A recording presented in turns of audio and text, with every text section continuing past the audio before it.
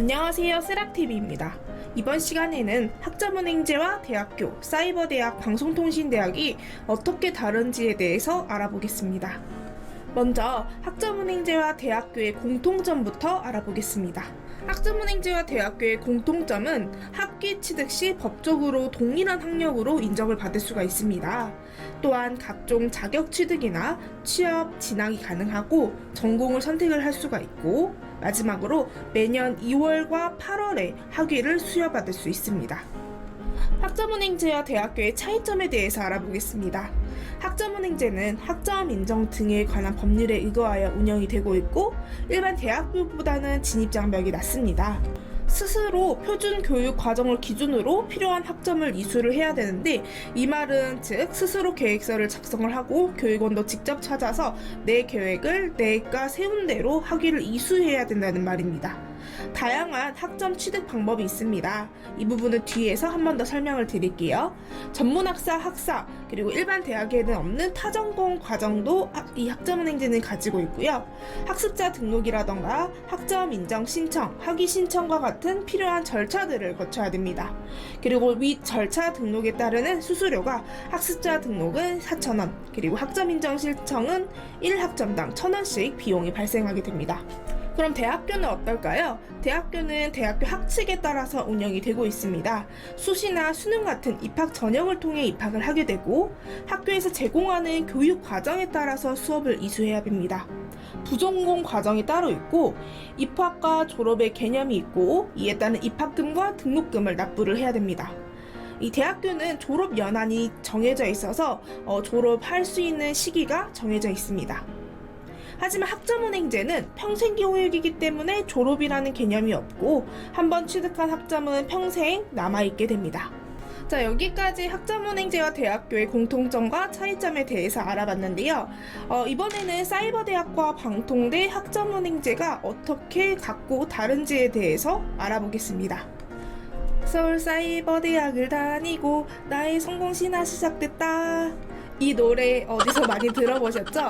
바로 이제 사이버대학에서 이제 CM송으로 유명한 건데요. 네, 사이버대학의 특징에 대해서 알아보겠습니다.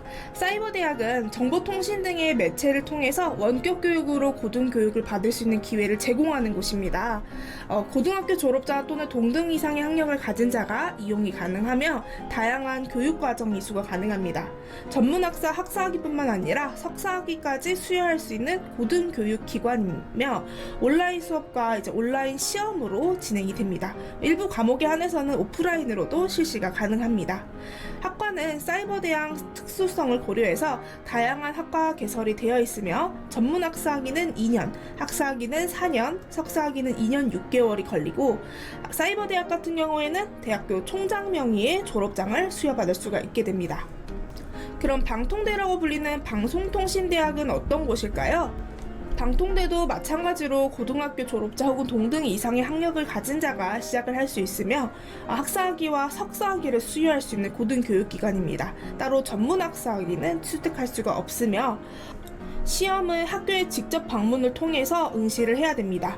학과는 일반 학과가 개설이 되어 있고, 학위는 학사학위는 4년, 석사학위는 2년 6개월이 소요가 되며, 방통대학은 학교 총장 명의의 졸업장을 취득을 할 수가 있습니다. 그럼 학자문행제는 어떨까요? 학자문행제의 목적은 평생학습권 보장 및 학습 경험의 다양화와 대학 교육 불수의 집단을 위해서 대안적 방식의 대학 학력 취득 기회가 제공되는 겁니다.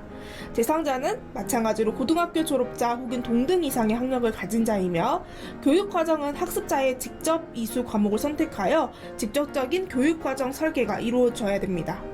다양한 학습과 자격을 학점으로 인정하여 전문대학 또는 대학교와 동등한 학위를 수여하는 제도가 바로 학자문행제입니다.